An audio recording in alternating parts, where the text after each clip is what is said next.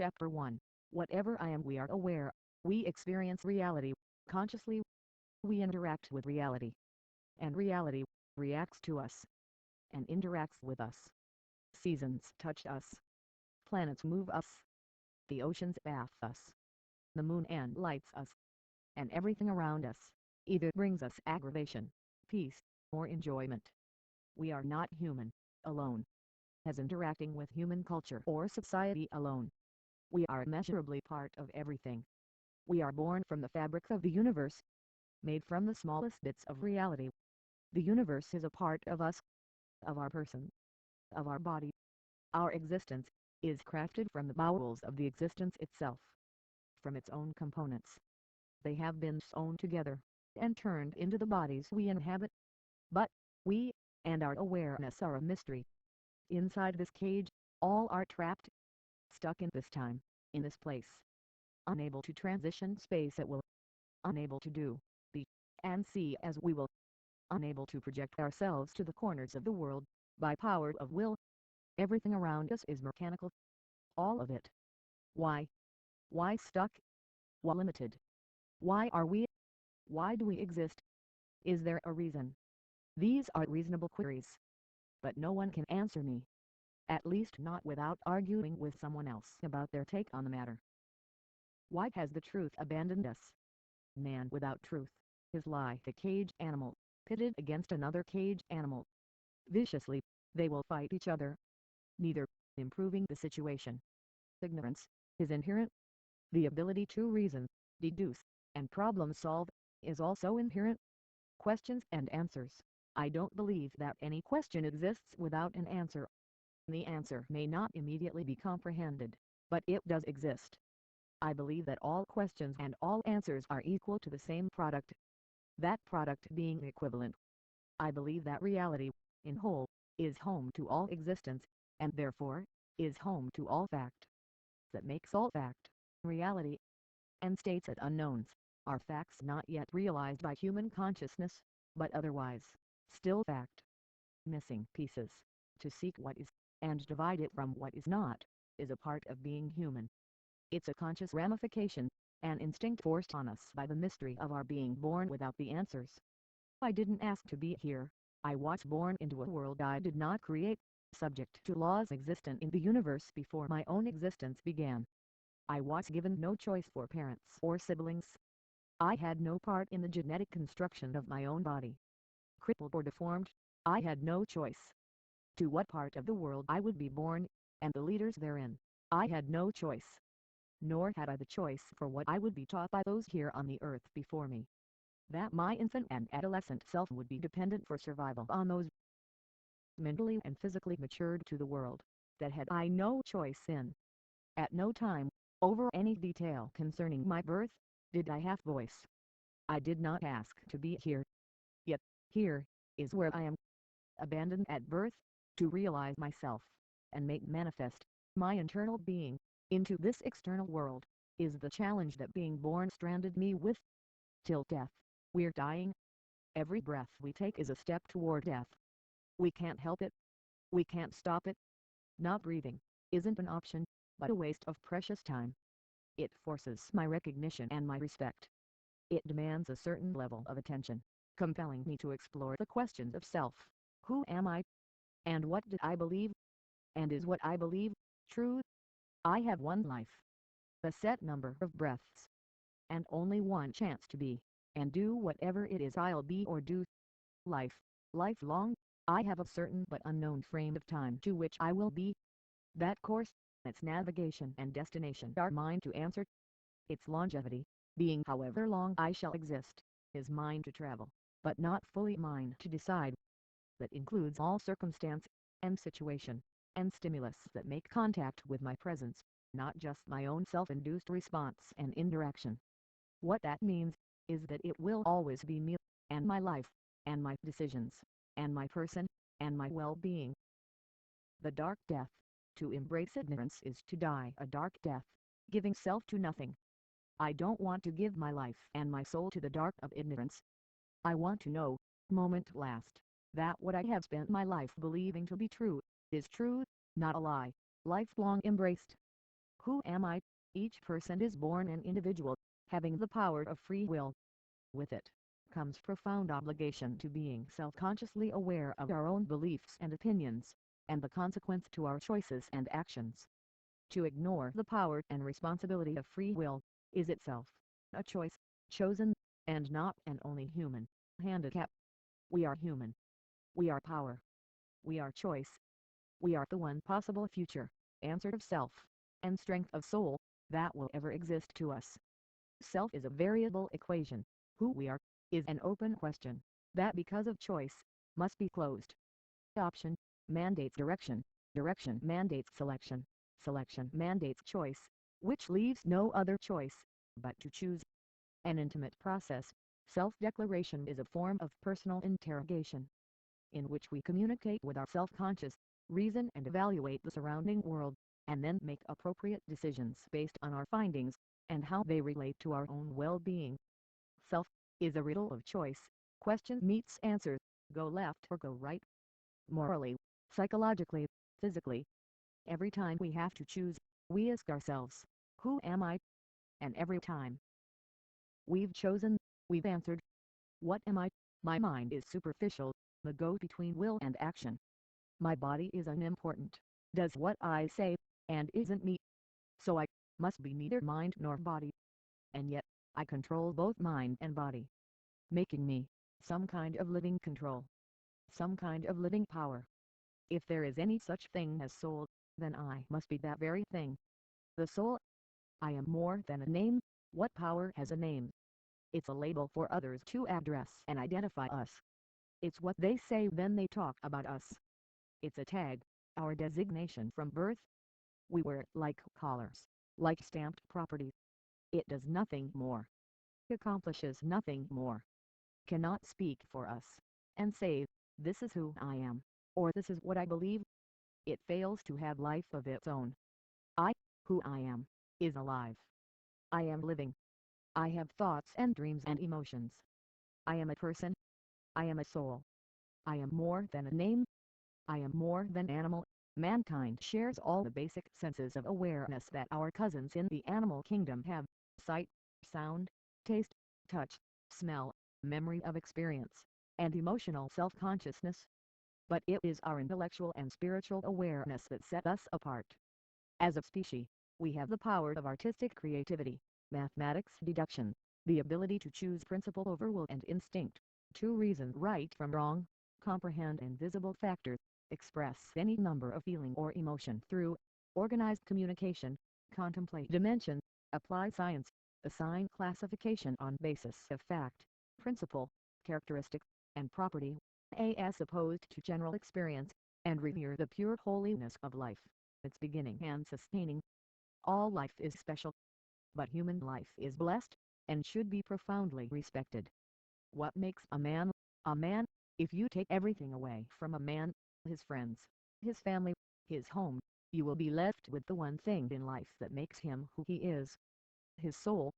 In death, all else will remain, surrendered back to the world he borrowed them from. Man is the substance of choice, the manifestation of will and reserve. Painted choices. There is a wonderful thing about paint. Applied to a canvas it becomes a moving reality, touching places of a person that no hand can go, and no eye can see. But without an artist, it can do nothing. Each day is like a blank canvas, pure and pristine, and shouldn't be taken for granted. No man has yet taken her innocence or wet her being. Choice, acting like a paintbrush, creates every property of the reality we paint for ourselves. The picture of yesterday was painted by the choices of yesterday. Today's picture has been painted by the choices we've yet to paint with, while yesterday's painting does echo its reality to us today. The colors and lines we paint today with have their own strokes. We can reflect on yesterday's painting, see the wrong and right, and paint today educated by the choices of yesterday. It's our power as artists to paint our own world. But the canvas is the person of ourself. With our heart turned in on itself, we reflect outward what we dare call self. Heart. Our heart is confined, trapped in the world of its own substance. It resides in isolation, lonely, contrast, and definitively home. To the world that surrounds it, it is invisible, showing only glimpses of its actual person. An incomplete and limited picture. It cannot come in contact with anyone or anything outside its sphere of being. It has one possession, and one ally, itself, only. Who it is. Its love, its hate, its integrity, its anger.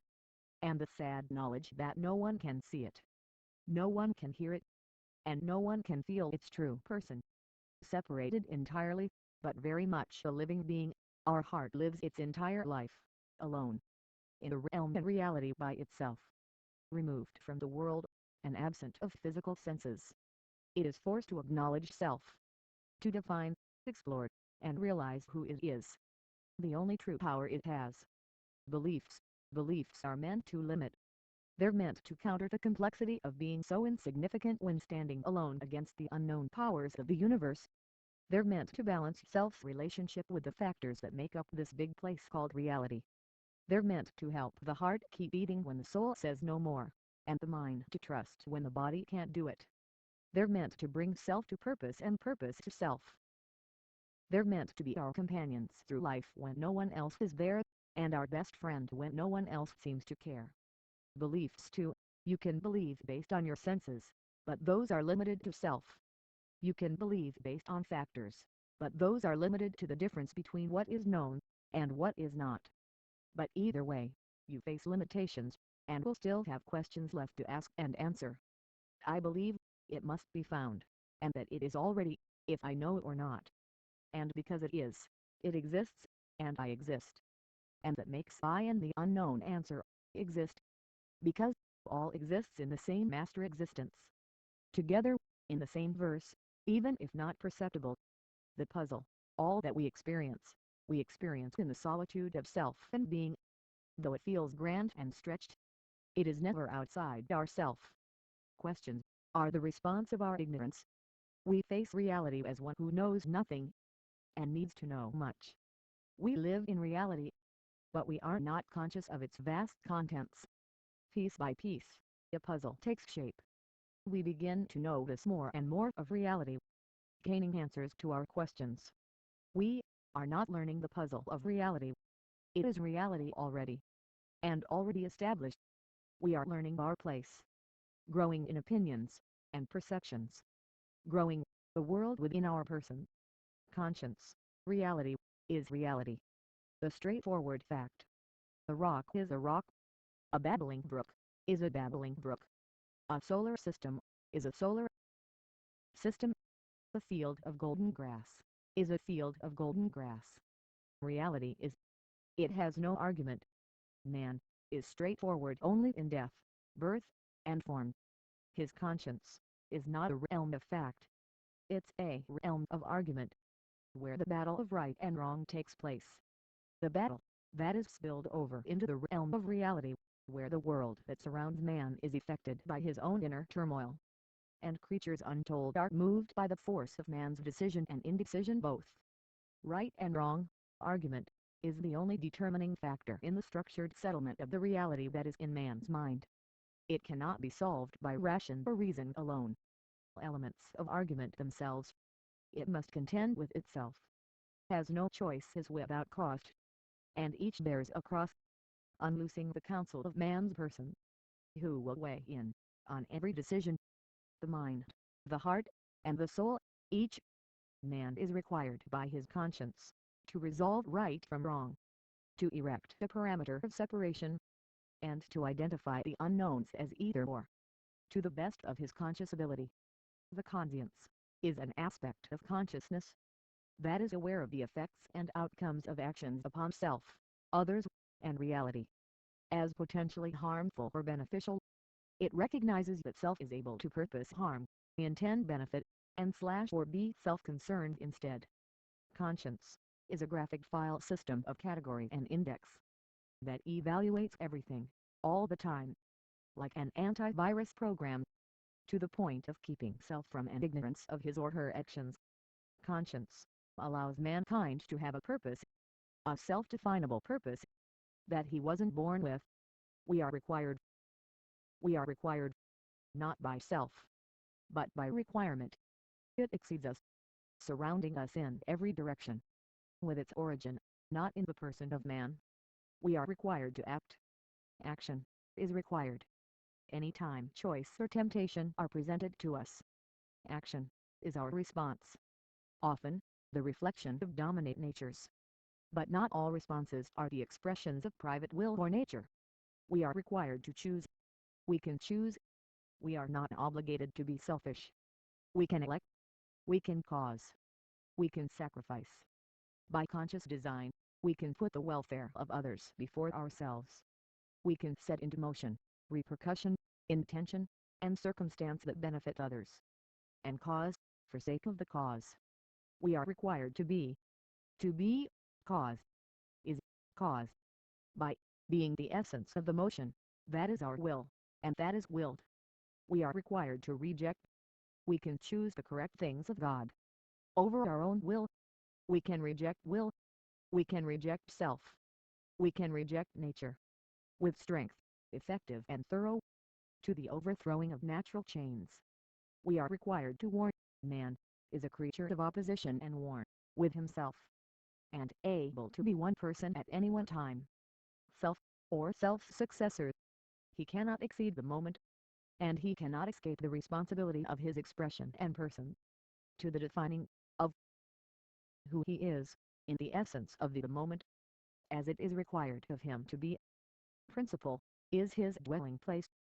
Fear is his dwelling place. Belief is his dwelling place. Responsibility is his dwelling place. And he must choose where he will dwell, even if it is to run from all requirement. In his indecision and in his fear, we are not excused. We cannot impede requirement. It remains, and it continues to require us, despite our will, despite our objection, despite our deception, despite our various degrees of apathy, despite our many forms of camouflage. The complex universe of personal reality, the mind, is manifested into consciousness from nothing. Void is rich, and contrast to its essence. It has nothing of substance or inheritance. It is finite, non-existent if not for its sensitive recognition to an awareness that will be known forever as self. From its start, self-awareness is defeated. It is overwhelmed, and it is devastated. Human awareness is a landscape of disaster, filled with the broken and charred remains of a pre-existent reality. Full-scale battles rage upon its crumbled ghost. Fierce and countless wars, fought in fractions of a second, that pit man's own thoughts and feelings against themselves. Awareness is a reality, and that reality is unique within man, to the individual. All of humanity is aware. The machine-like quality, if not for personality, has all can be aware, individually. But it is our personal awareness that separates the generic fact of awareness from private interpretations, intuitions, and objectives. There is individual awareness, and there is personal awareness. Individual awareness, it is a technical overlay to our understanding that differs from personal understanding. Individual awareness is an impersonal observation of what island facts, factors, and all manner of tangible realities that require nothing of sentiment, judgment, or reflection. It's the view from practical and technical vantage points. Personal reality, it is the truth of a man's conscience, his heart, his soul, his feelings, his life. It is the world within, as he sees it, and not as it is, without him. Man is not capable of knowing the universe, all within it, and the truth of self. Instead, he is forced to recognize patterns and aspects, note relationships between things, and interpret those notes, and those recognitions, and figure out who he and she island. It's a mostly straightforward task that merely manages the facts of reality, as they've been observed. But the challenge is in the essence that inhabits reality. Reality is not lifeless, it's full of life. It's not straightforward, it's moving. The universe that's born anew every second of every day, by consequences, circumstances, and truths. Consequence is the result of effect, and effect is the property of no one. It is as limitless as the sky, stretching from yin to yin, with benefit and gain, a possibility, and with harm and destruction, a possibility. Possibility is a variable, the free-roaming variable, that upsets the scale of static reality, and introduces the need of human awareness to alter its perception, changing technical observation into careful consideration. From this meditation and this experience, man propagates a mental model of reality, the tree of rules, laws, morals and relationships, representative of observed and anticipated consequences and possibilities. Man is not an element of awareness that is tuned into the expansive existence. He is an isolated consciousness, with only his awareness to reality, alertness to detail, intuition, and deduction to aid his stance. A crutch, that man can shift a portion of his weighted person to reality. Reality is a single fact, in any direction, multiplied or divided, layer within layer within layer, interacting and reacting with and to the infinity of reality's substance. Reality is a fact, whole and inhabited. It is an untouchable wall of black mystery that humanity cannot conceive or understand. Relevant reality, man is reality. He becomes it. His mind and his person introspectively create an internal montage of existence that changes to accommodate the changes in reality itself. The mind relates itself to reality, and reality to it, where the two are factually indifferent, rendering relevance and associating preference, prerogative, and value. His person, altering the facts of cold reality to include private personality, instituting the world of personal reality, the only reality that he can perceive, as he experiences it, interprets it, and interacts with it. What surrounds man is infinite, and what man knows is equally infinite. Nothing. He is as he is born, lost in the endless universe of his own ignorance. Personal reality is man's only compass, his only truth.